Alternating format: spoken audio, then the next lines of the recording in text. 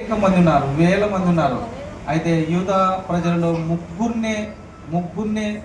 ముగ్గురే ప్రార్థించారు దానియేలుతో పాటు. ఎప్పుడైతే ఈ ముగ్గురు దానియేలుతో పాటు ప్రార్థన చేశాడో, ఈ దానియేలుకు వచ్చిన ఉద్యోగంతో పాటు తనతో పాటు ప్రార్థన చేసిన ఈ ముగ్గురు వ్యక్తులకు కూడా దానియేలు ఏమిచ్చాడు? ఉద్యోగాలు ఇప్పించాడు. అవునా కదా? చివరి వచనం రాయబడి తర్వాత చదవండి. అంటే ఇక్కడ చదవవలసిన, మనం తెలుసుకోవాల్సిన ప్రాముఖ్యమైన సత్యం ఏంటంటే, అపవాదికి మనం ఎప్పుడైతే దగ్గర అయిపోతామో మన జీవితాల్లో నుంచి ప్రతీది తీసివేసుకుంటూ వస్తాడు.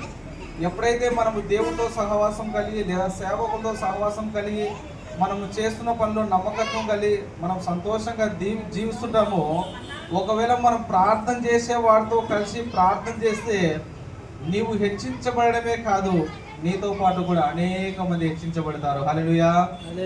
దానియేలుకు మాత్రమే ఉద్యోగం కాదు, తనతో పాటు ప్రార్థన చేసిన ముగ్గురు స్నేహితులకు కూడా ఉద్యోగాలు వచ్చినాయి. ఈరోజు చాలామంది ఉన్నతమైన చదువులు చదివి లేదా అనేక రకాలమైన జ్ఞానవంతులు అయినప్పుడు కూడా నిరుద్యోగంలో ఉన్నారు, లేదా నిస్పృహలో కుటుంబాన్ని కట్టుకోలేక చాలా జీవితంలో చెతమతమై వారి జీవితాలు మరణానికి దగ్గర అయిపోతున్నావు.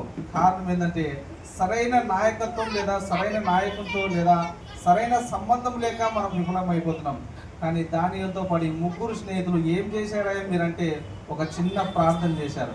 ఏం చేశారా అంటే, మేము ఆయనతో పాటు కలిసి ఏకీభవించాము, అందుకే ఈరోజు మా జీవితాల్లో ఒక చక్కని ఉద్యోగం సంపాదించుకున్నామని ఒక గర్వ కారణంగా ఈ మాట చెప్పగలరు. అయితే సామెతల గ్రంథము ఏమని ఘోషిస్తుందంటే, 22వ అధ్యాయం చివరి వచనం, పనిలో నిపుణత గలవాన్ని చూసినవా వాడు ఎక్కడ నిలబడతాడు? చదవండి అదొక మాట. 22 చివరి వచనం,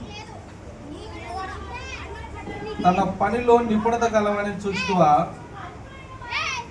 వాడు అల్పులైన వారి ఎదుట కాదు, వాడు రాజుల ఎదుట నిలబడతాడంట. హల్లెలూయా.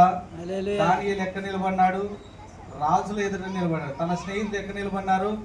రాజుల ఎదుట నిలబడినాడు. ఈరోజు ఇంకా మనం బలహీనతలో ఉన్నా, ఒకవేళ ఇంకా మనం స్థితిగతులు మారకపోయినా, ఇంకా మనం ఎలాంటి పరిస్థితులు ఉన్నా, దేవుడు ఏం చేస్తాడంటే, నీ సహవాసం ఎలా ఉంది, నీ యొక్క నడిపింపు ఎలా ఉంది, నీ జీవితం ఎలా ఉంది అని ఒకసారి పరీక్షించుకుంటే దేవుడు మన జీవితాల్లో కూడా సమాధానం, ఆరోగ్యం, సంతోషం, చక్కని ఉద్యోగాలు ఇవ్వడానికి ఆయన సమర్థుడు. ఈ చిన్న వాక్యాన్ని దేవుడు దీవించి మన హృదయంలో స్థిరపరచునుగాక. ఆమేన్.